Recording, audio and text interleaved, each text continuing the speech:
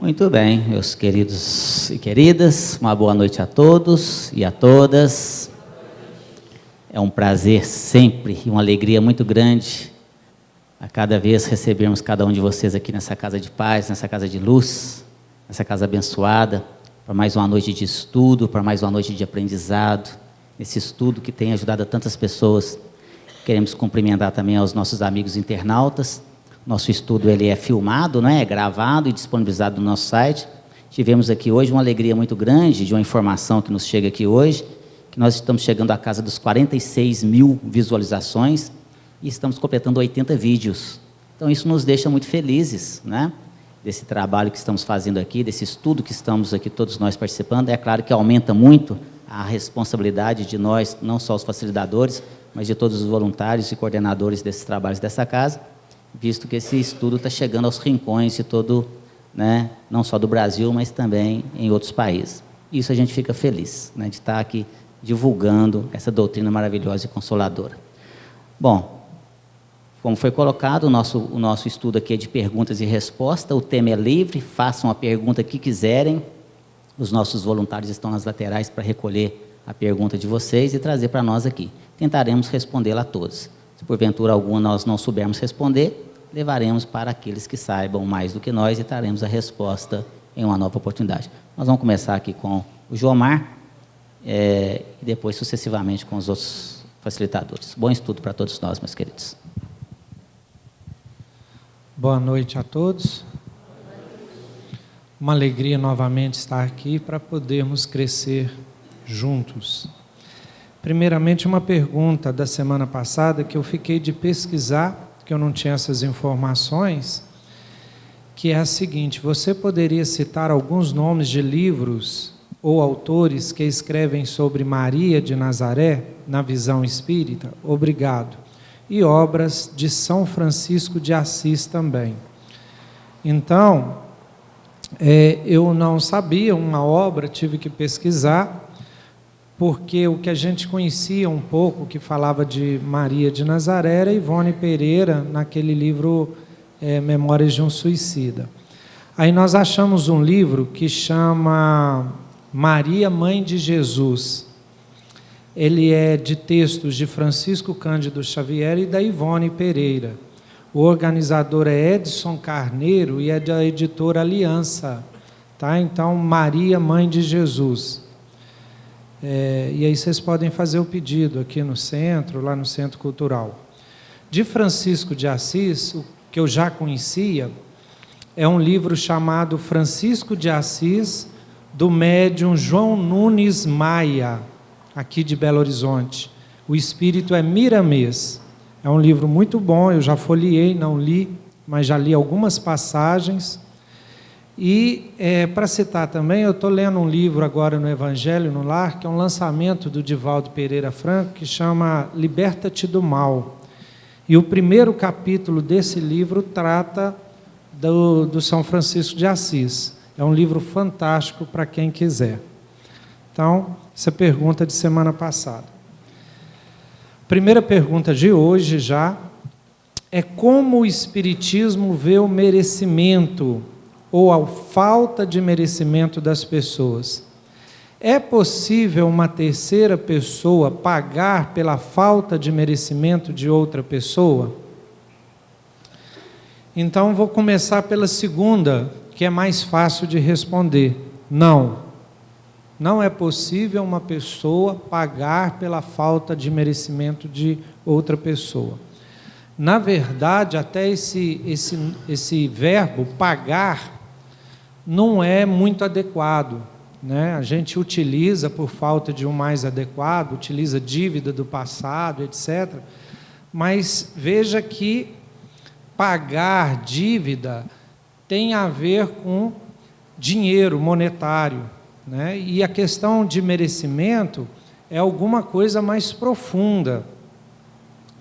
Porque cada um é responsável pelos seus próprios atos. O que o Espiritismo afirma é de uma lei universal de responsabilidade mútua, muitas vezes chamada de ação e reação ou causa e efeito. Agora, a primeira questão a respeito do merecimento nós tivemos uma aula de Pedro, Espírito, nos falando especificamente de merecimento, de 2 horas quase a aula. E é muito profundo. Merecimento é alguma coisa que tem a ver com a evolução espiritual, com o nível evolutivo do espírito. E ela começa assim, tentando simplificar ao máximo dentro do tempo que a gente tem de explicar isso aqui, usando analogias para ficar mais fácil o entendimento. Olha só, no nível material, a gente tem o nosso salário e o nosso recebimento monetário, que aqui até fala, né, de dívida a pagar, que aí sim, a gente pode pagar uma dívida do outro, a gente pode receber alguma coisa de outra pessoa, né, uma coisa muito material.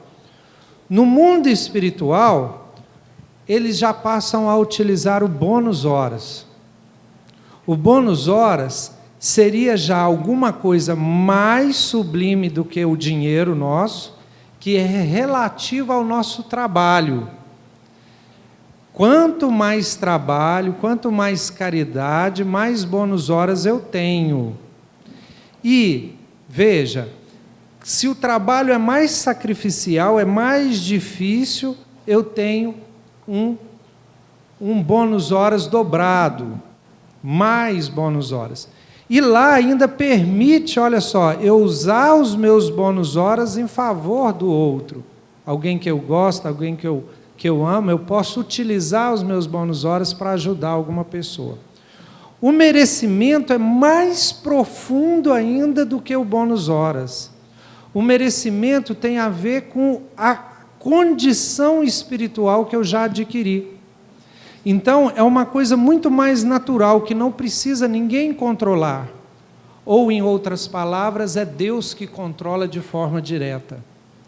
Se eu adquirir o merecimento, por exemplo, para estar aqui hoje sentado nessa mesa e falando para vocês de alguma forma, pelo meu estudo, pelo conhecimento, por tudo aquilo que eu já realizei, esse merecimento eu levo para onde eu estiver, porque é alguma conquista que já faz presente no meu próprio ser.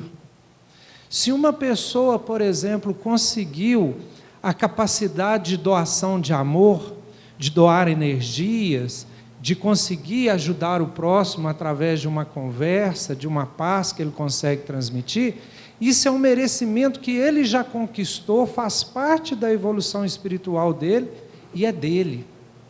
Por isso é que é intransferível.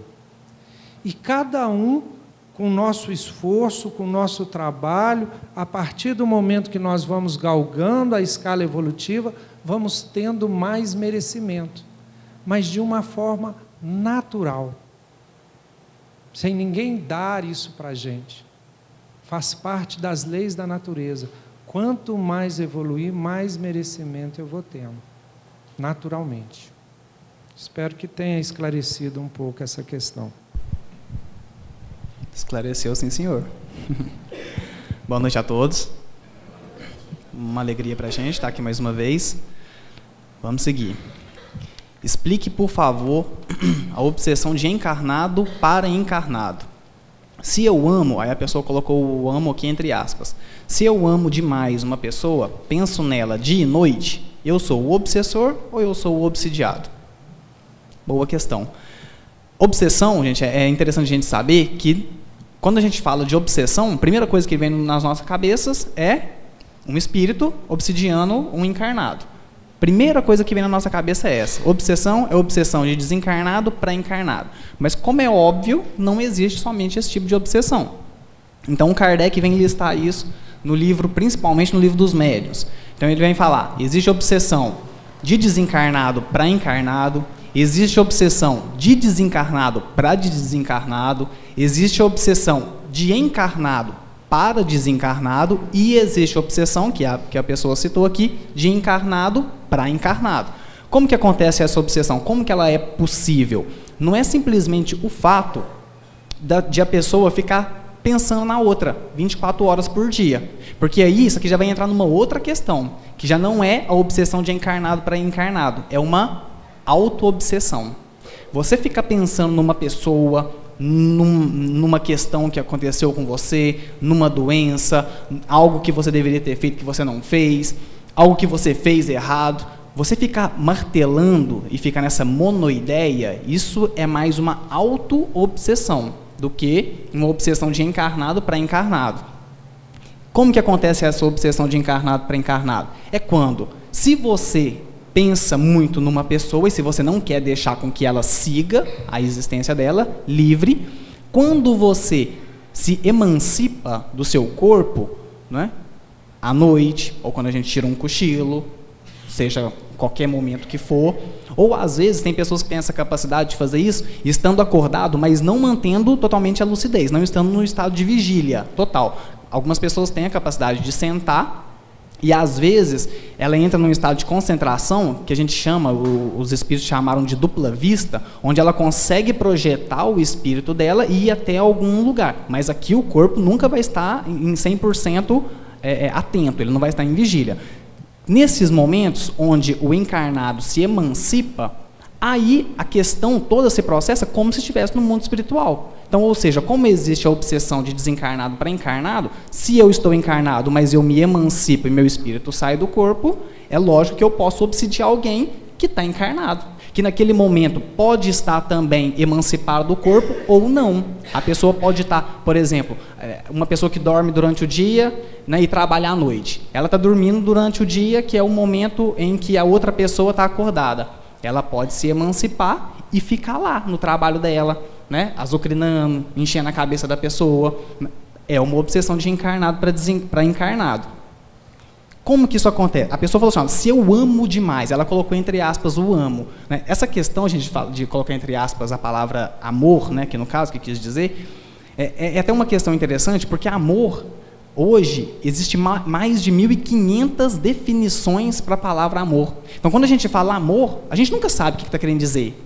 A gente até tem um filósofo que ele costuma brincar assim, quando alguém chega para você e fala assim, eu te amo, aí ele diz que fala assim, olha, peça esclarecimentos, que tipo de amor é esse que você está me devotando? Porque tem várias definições. É lógico que o que a pessoa quis dizer aqui já é algo mais doentio, não é? Doentio, né? Não assuste com a palavra, tá, gente? Doentio. Eu quis dizer que não é o amor que a gente está aí como um exemplo para a gente seguir. Está mais mesmo no processo de obsessão. Mas aqui, se ela só pensa na pessoa, é uma auto-obsessão. Na verdade, é ela que fica numa monoideia, sempre naquele pensamento recorrente, e isso não deixa com que ela nem siga a sua existência livremente. Isso impede com que a espiritualidade possa auxiliá-la, com que a espiritualidade possa inspirá-la. Porque toda vez que chega um espírito para ela e tenta dizer algo bom para ela, ela não consegue, ela não está aberta. Ela está pensando na outra, mas por que aquela pessoa não está comigo? Né? Porque, entende? Então, a questão da auto-obsessão, ela tem um dificultador para o espírito por essa questão, que o espírito se fecha, e ele vai se fechando no seu mundinho, onde ele não fica aberto para as inspirações e para as intuições que a espiritualidade nos dá. Então é óbvio que isso aqui não é amor, né? Porque o amor mesmo verdadeiro que a gente está aí buscando e tentando seguir, é aquele amor onde a gente deixa a pessoa livre, né? Onde a gente deixa a pessoa totalmente aberta e que ela desenvolva a autonomia dela, que na verdade é isso que Deus quer fazer com a gente. Ele nos coloca aqui e ele espera com que nós desenvolvamos a nossa autonomia. É por isso que ele fala assim, olha, ajuda-te que o céu te ajudará, né? Ou seja, busca e achareis. Primeiro passo tem que ser nosso. Deus, ele quer que nós desenvolvamos a nossa autonomia no usufruto do nosso livre-arbítrio. Quando a gente olha para um irmão nosso de evolução, que está seguindo conosco na caminhada, nós devemos agir com eles da mesma forma.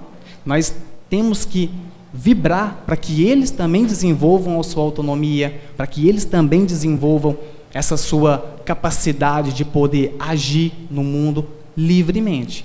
Se a pessoa livremente escolheu ficar com você, para que vocês desenvolvam juntos, para que vocês aprendam juntos, ótimo, beleza, vamos embora. Agora, se a pessoa livremente não escolheu ficar com você, deixa ela fazer o caminho dela e faça você o seu caminho. Muito bem. Uma pergunta que nos chega aqui, seguinte: creio que grande parte das pessoas que aqui vêm buscam ajuda para a solução de algum tipo de problema. Sendo assim, fica a pergunta: se temos que colher os frutos do que plantamos, teremos que colher tudo, independente das mudanças ou reforma íntima? Se temos que colher os maus frutos do mal que plantamos, para que perseverar e tentar melhorar, se teremos que sofrer até o fim as consequências dos nossos atos falhos? Muito interessante essa questão. O problema é que para responder daria um seminário, né? Vou tentar sintetizar. Olha só, se nós formos pensar desta maneira, nós estaríamos inclusive aqui acatando que Deus não é um Deus bom, não é um Deus justo, né? Nós estaríamos então, se eu realmente pequei, vamos chamar assim na linguagem dogmática, né? Então eu tenho que queimar eternamente no fogo dos infernos, né? O resto da eternidade. Então, de fato, se assim o fosse, para que eu tenho que melhorar? Vamos supor que num acesso de fúria, né, eu cometi um ato insano contra uma pessoa, ali, né? E aí então, eu, por exemplo, matei, vamos fazer de uma forma assim bem drástica, né? Eu matei o meu amigo Tiago. Ele fez muita raiva em mim, eu fui lá, matei o Tiago, né? Mas eu me arrependi, né? Eu me arrependi. Mas nessa lógica, de que adianta o arrependimento se eu vou então pagar pelo meu erro, né? E para que eu tenho que melhorar? Mas na verdade não é assim que funciona, meus queridos. Jesus, quando aqui esteve, ele falou assim: o amor cobre uma multidão de pecados. É fato que hoje estamos passando no nosso plano físico, né, nessa nossa reencarnação, nós estamos passando por situações às vezes muito difíceis, né? Mas que nós temos que entender que são desafios que nós temos que superar, são as oportunidades e às vezes sequelas de nossos atos do passado contra o nosso próprio corpo físico, né? E aí vem as doenças, né? Além das mazelas, nós vemos os problemas aí financeiros, os problemas de relacionamento, tudo, a nossa vida às vezes está de cabeça para baixo. E aí a gente fala assim: ah, mas eu tenho que pagar, isso é o destino, né? Isso é o destino. Não, meus queridos, né? Isso, nós estamos para passar por essa situação, mas isso tudo pode ser alterado, isso tudo pode ser mudado, né? O Chico, né, nosso querido e saudoso Chico, fala assim: se nós não podemos voltar no passado, nós podemos mudar o presente e fazer um novo final. Olha só que coisa interessante. Então nós estamos aqui para melhorar. Todos nós viemos nessa reencarnação com uma programação. A gente vem com uma programação, sim, de problemas físicos, né? São aqui os frutos que estamos colhendo do nosso plantio anterior. Mas pode ser alterado. Nós podemos reprogramar a nossa programação. Olha só. Sabe por quê? Porque o destino está no nosso controle. Existe destino? Existe. Existe. Ele está traçado? Está. Está também. Mas ele é definitivo? Não. Não é definitivo. Ele pode ser mudado. Ele pode ser alterado de acordo com o meu livre-arbítrio, as minhas condições, para melhor ou para pior ainda. Ainda pode ser pior. E se a pessoa ali cometeu alguma situação difícil contra ela ou contra outra, né, no passado, e vem às vezes com situações difíceis, por exemplo, né, ali aos 35 anos de idade, estava numa programação, e nós vamos ver isso nos livros de André Luiz, muito interessante, né, os processos reencarnatórios lá no plano espiritual, e está lá para eclodir o ultravírus, né? Ou seja, você vai estar lá com o vírus do câncer para eclodir aos 35 anos de idade. Mas você, até aquela idade, você superou aquela situação, você venceu aquela dificuldade sua, você, então, aprendeu pelo amor e não pela dor. Então, em vez de um câncer, vem ali uma gastrite, uma úlcerazinha, alguma coisa assim, sabe? Ameniza. Porque, perispiritualmente, você modificou o seu interior, você mesmo mudou a sua forma de pensar. E nós podemos mudar a nossa vida. Todos nós aqui todo ser humano tem condição de mudar a sua vida ali. Resta nós colocarmos o Evangelho de Jesus, resta nós ali nos melhorarmos a cada dia. Tem um livro muito bacana, lindo. Eu gostaria de sugerir a leitura para vocês. É do nosso querido Hamed. Hamed, esse espírito maravilhoso, né? E ele ditou um livro para o médium Francisco do Espírito Santo Neto, o livro Um Modo de Entender uma Nova Forma de Viver. E no seu capítulo 1, na sua primeira lição, Hamed intitula a lição como reprogramação. Uma lição linda e maravilhosa, né? Mostrando para nós que nós podemos reprogramar a nossa existência. E a lição, vou tentar lembrar ela aqui para nós, ela fala mais ou menos assim: nascestes no lar de que precisavas, vestistes o corpo físico que merecias, moras no melhor lugar que Deus poderia te proporcionar de acordo com o teu adiantamento, possui os recursos financeiros coerentes com as tuas necessidades, nem mais nem menos, mas o justo para as tuas lutas terrenas. Teu ambiente de trabalho é o que elegestes espontaneamente para a tua realização. Teus parentes e amigos são almas que atraístes com as tuas próprias afinidades. Olha só, os teus parentes e amigos são almas que atraístes com as tuas próprias afinidades. Portanto, o teu destino está constantemente sob o teu controle. Ele fala assim ainda: tu escolhes, recolhes, eleges, buscas, atrais, modificas tudo aquilo que te rodeia a existência. Teus pensamentos e atitudes são as fontes de atração e de repulsão na tua jornada vivencial. Portanto, não reclames, nem te faças de vítima. Antes de tudo, analisa e observa. A mudança está em tuas mãos. Reprograma tua meta. Busque o bem e viverás melhor. E Hamed nos dá essa lição maravilhosa, né? A ele, o meu agradecimento por essa lição linda, né? Que possamos reprogramar, meus queridos, a nossa existência. Eu estou de boca aberta, não sei vocês. Parabéns.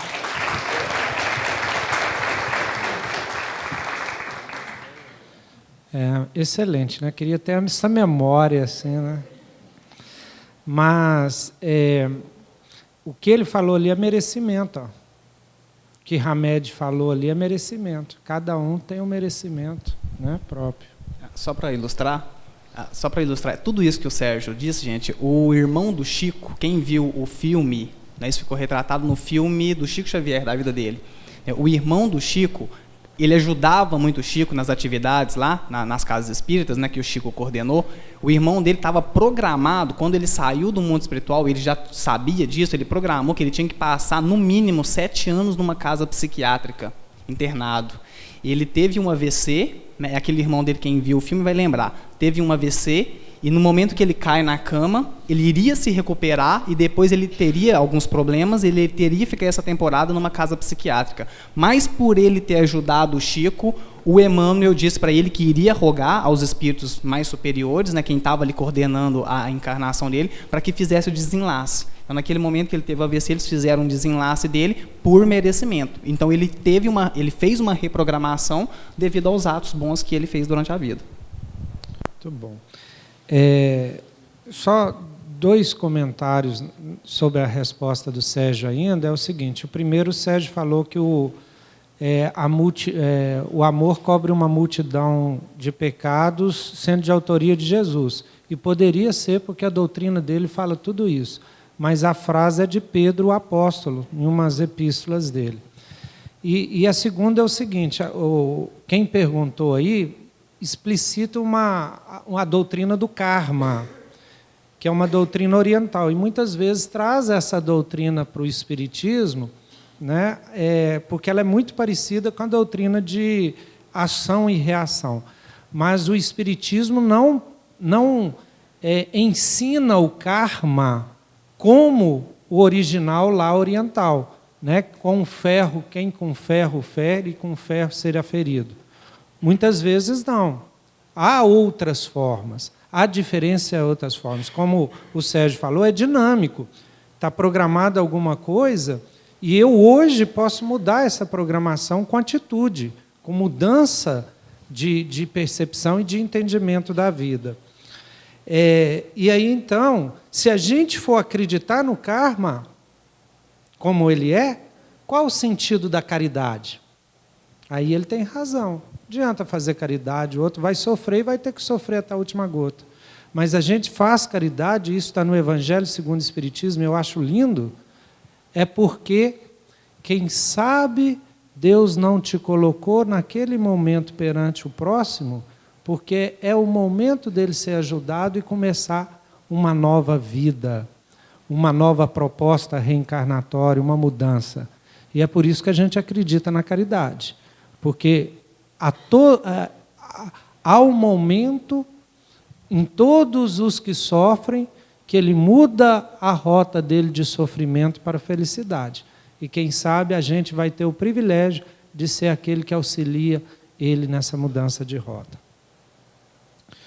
Bom, a questão é a seguinte, a próxima. Como distinguir se as experiências vivenciadas durante os sonhos são do plano espiritual superior ou inferior, ou se são simples atividades do subconsciente? Bom, para discernir que são atividades do subconsciente é mais fácil. Quando é do subconsciente, muitas vezes a gente tem a impressão que são imagens que são passadas. São cenas que são criadas. E muitas vezes você reconhece naquela cena, se você fazer um estudo de você mesmo, um reflexo de algum desejo seu não realizado. Tá? Então, vou dar o exemplo mais simples aqui. Né? Você estava com vontade de mijar. Vontade, vai deitar com essa vontade. Aí, de noite, o que acontece?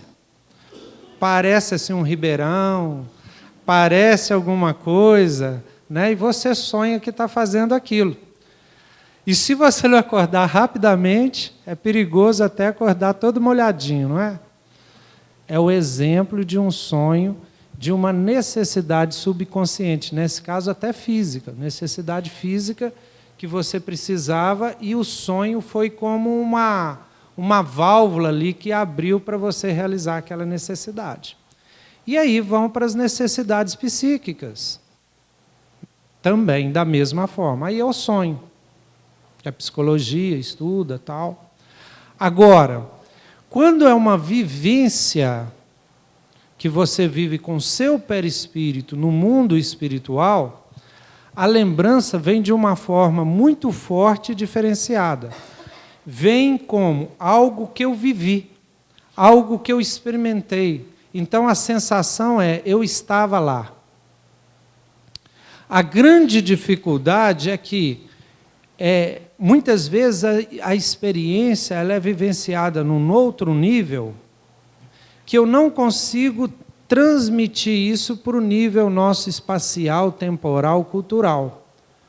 André Luiz cita, por exemplo, uma conversa de alguém que está em desdobramento no sonho com um amigo espiritual, e esse amigo fala da evolução espiritual de forma maravilhosa, compara com um jardim de flores e tal. E essa pessoa, quando acorda e fala assim, eu tive um sonho impressionante. Eu sonhei com jardim, eu sonhei com flores, eu sonhei com tanto de coisa.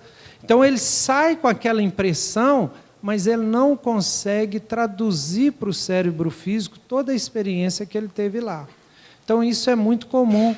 A gente só tem assim, fragmentos do que a gente viveu, partes, e a coisa ainda não assim, aquela vivência como a gente viveu um experimento em carne, né, completamente com o corpo.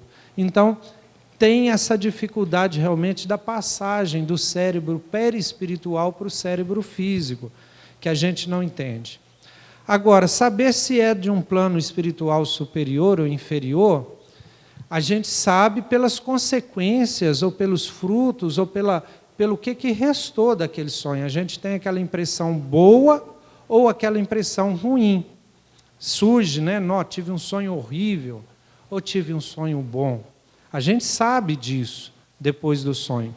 Agora, nós temos que parar com essa ideia de dividir o mundo espiritual em plano espiritual bom, um céu, o nosso lar, e plano espiritual inferior, a treva, o pior do abismo. Não é assim, não. Lá existe um mundo consciencial onde você se adapta. Então, você vai para o lugar que você já está. A sua consciência encarnada é a mesma de desencarnado. A sua frequência vibratória é a mesma. Então, você vai procurar um mundo espiritual de acordo com seus interesses. Se eu tenho interesse em estudar, em aprender, em crescer, quando eu estou fora do corpo, meu interesse continua esse. Quero aprender, quero crescer, quero me melhorar. Agora, se eu estou ligado, por exemplo, às paixões, né? Ligado, por exemplo, às paixões do sexo, do prazer, eu chego do mundo espiritual e eu vou estar com os mesmos interesses. E meu perispírito vai procurar regiões, digamos assim, por não ter palavra melhor, onde esses interesses vão ser atendidos. E André Luiz narra isso. Então, o João Balbo fala muito aqui, o preparo para o dormir. A prece, né? Uma leitura de uma página de Emmanuel, e aí uma prece pedindo ao mentor espiritual que o leve para uma região boa, que eu possa aprender, que eu possa evoluir. Então, é uma metodologia que a gente pode aplicar na vida nossa aí. Tá bom?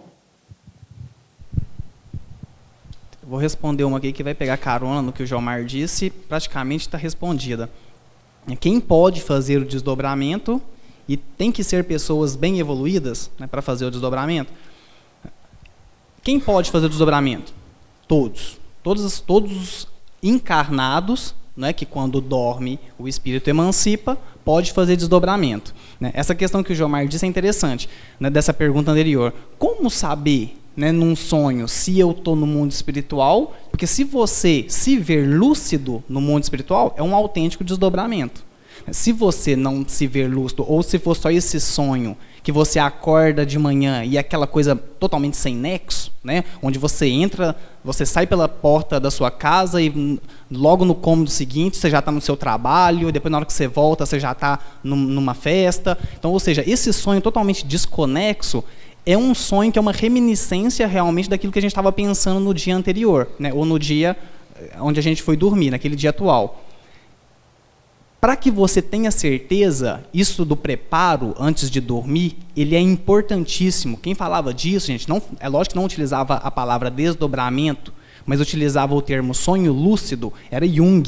Né? Jung, psicanalista, ele falava muito dessa questão que você pode treinar a questão de você ter sonhos lúcidos. É lógico que ele não conhecia isso como sendo um desdobramento, mas nós sabemos que é um desdobramento. Então você pode treinar fazendo essa preparação, antes de você dormir, pedindo e falando para você mesmo, dando uma ordem mental de que você quer manter uma certa lucidez depois que você dorme. Né? Ou você pode também, aos poucos, durante o dia, ir tomando pequenos chá de consciência. Vocês já perceberam o tanto que nós somos dispersos? O tanto que, por exemplo, a gente senta aqui para ouvir um estudo desse em 50 minutos. Quanto que de 50 minutos de estudo eu realmente consigo captar? Entende? A gente senta para ouvir uma palestra, ou você está na sua escola, tendo uma aula, qualquer coisa, você senta.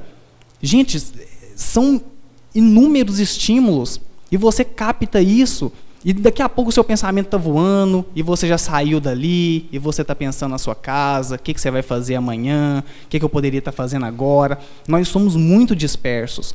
A questão é, você pode ir treinando, tomar chá de consciência. Então você está andando, 1º de junho, durante o dia. De repente você para e fala assim, uai, pera lá, quem sou eu? Entende? Quem sou eu? Eu sou um espírito que estou aqui evoluindo, estou num estado chamado Minas Gerais, numa cidade chamada Divinópolis. Nesse exato momento eu estou andando numa rua chamada 1º de junho. São meio-dia do dia tal, tal, tal. Pronto, você tomou um chá de consciência. O que eu estou fazendo? Não, eu saí da minha casa, agora eu estou indo para o almoço. Pronto. Isso é um pequeno exercício de chá de consciência. E você vai fazendo isso durante várias vezes ao dia. Várias vezes ao dia. Isso se torna hábito. Vai chegar uma hora que você vai fazer isso, você está no mundo espiritual, você está num sonho, porque virou hábito. Aí você se pega no mundo espiritual e fala assim, uai, mas pera lá, quem são essas pessoas aqui do meu lado? Eu não as conheço no meu dia a dia, mas pera lá, onde é que eu estou? Que horas que é agora? E você tem esse estado de consciência, pronto, isso, sonho lúcido, né? É um autêntico desdobramento. Quem é que pode fazer isso? Todo mundo. Treinamento, você pode fazer isso. Tem que ser pessoas bem evoluídas para fazer? De maneira alguma, né? Se não, coitado. Por exemplo, eu já tive alguns desdobramentos. Quase não lembro dos meus sonhos, quase não lembro. Quando lembro, é desdobramento. Né? Se tivesse que ser evoluído para fazer desdobramento, estava perdido. Né? Não teria desdobramento nunca na vida. Mas, raramente a gente tem, mas algumas vezes a gente tem. Né? Desdobramento, você vai saber que é um desdobramento quando você tem total lucidez daquilo que está acontecendo. E você acorda no outro dia, essa consciência se mantém. Você sabe o que aconteceu, você sabe que você que estava no controle. Né? O último desdobramento que eu tive, foi uma coisa até interessante, estava parado numa esquina, eu e alguns amigos meus, de repente chega alguém e fala assim, Tiago, aquela casa ali, ó, porque a pessoa no sonho sabia que eu era espírita, aquela casa ali está mal assombrada, tem um espírito lá que está, né, assombrando ela, vão lá para você, já que você é espírita, vão lá para você ajudar, falou alguma coisa. Aí eu na hora falei assim, ai, né? Aí meus amigos todos já virados na curiosidade, não, vamos ver. E eu, né, espírita, agora eu vou ter que ir, né? Fomos na casa, autêntico desdobramento. Atravessamos um corredor enorme, aí na hora que chegou na sala, um espírito saiu lá do canto e veio e parou na minha frente. Na hora que o espírito parou na minha frente, que eu olhei para o lado, eu já não vi mais ninguém. A galera já foi todo mundo embora, só eu sozinho. Eu olho para a frente de novo, o espírito parado na minha frente. O que eu fiz? Né? O que um espírita, um palestrante espírita faria nesse momento? Né? Virei as costas e dei no pé. Né? Não vou ficar aqui. Virei e comecei a correr. Quando eu estava correndo, era um corredor enorme, e eu estava correndo e o espírito atrás. Aí eu comecei a correr e parar, e pensando, gente, mas o que eu estou fazendo? Eu sou espírita, eu acredito na vida pós-morte, eu acredito na espiritualidade, eu acredito na comunicabilidade do espírito, isso tudo eu pensando no sonho. Por que eu estou correndo? Na hora que eu fui colocar a mão na maçaneta para ir embora, eu falei assim, não tem que correr, eu tenho que ir lá e conversar com o espírito, é um espírito.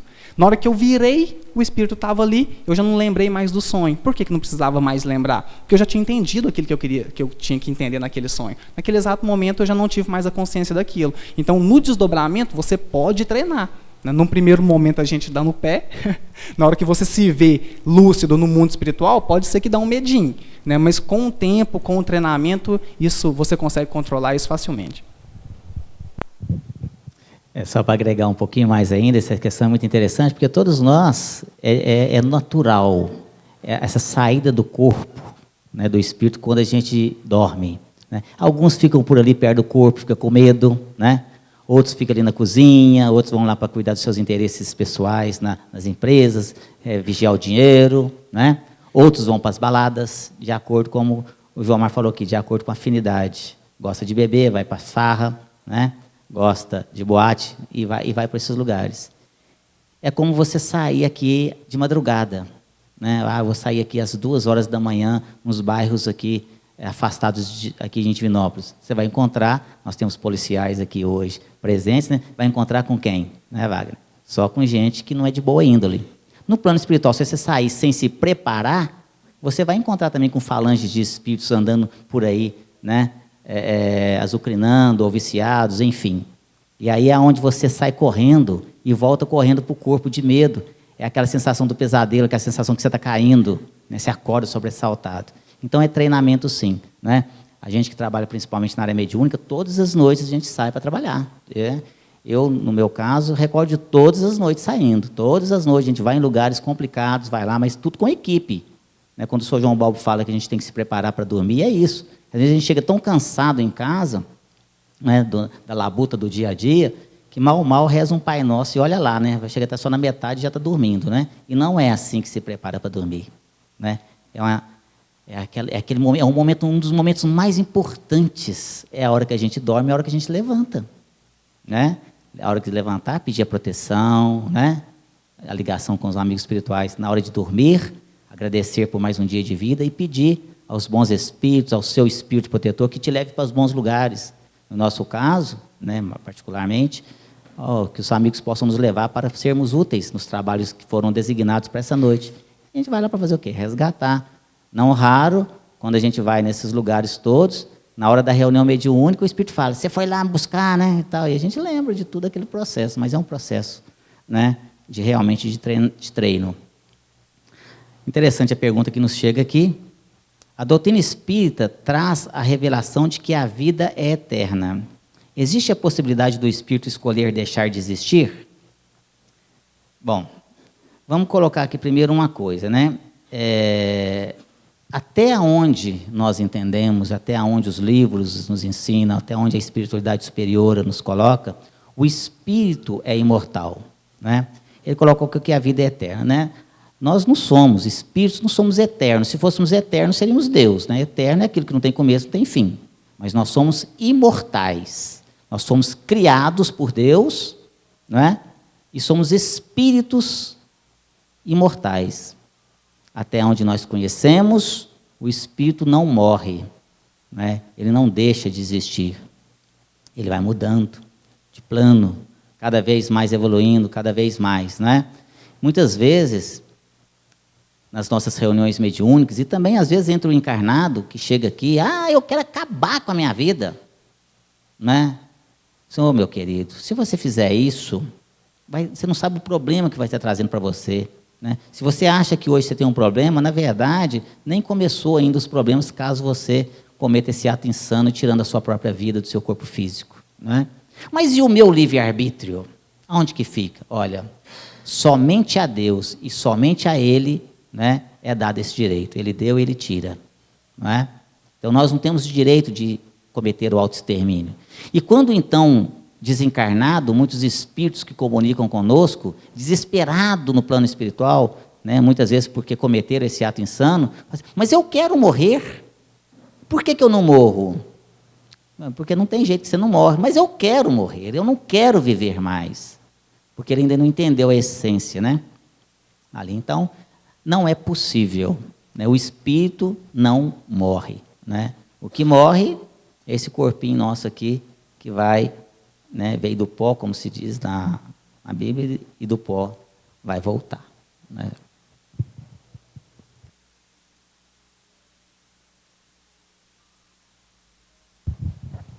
Já que não tem jeito de morrer, vamos evoluir, porque lá na frente vai ter uma forma de consciência muito mais ampla, né, com muito mais felicidade, que a gente, inclusive, desconhece. Então, a gente tem que caminhar para frente, tem que alcançar essa plenitude que nos aguarda.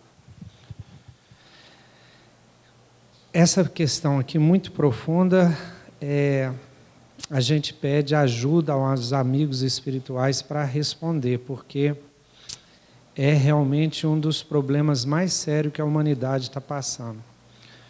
Como nada é por acaso, essa epidemia de drogas pesadas, como o crack, 5 minutos ainda? Nossa Senhora! Seria uma expiação coletiva,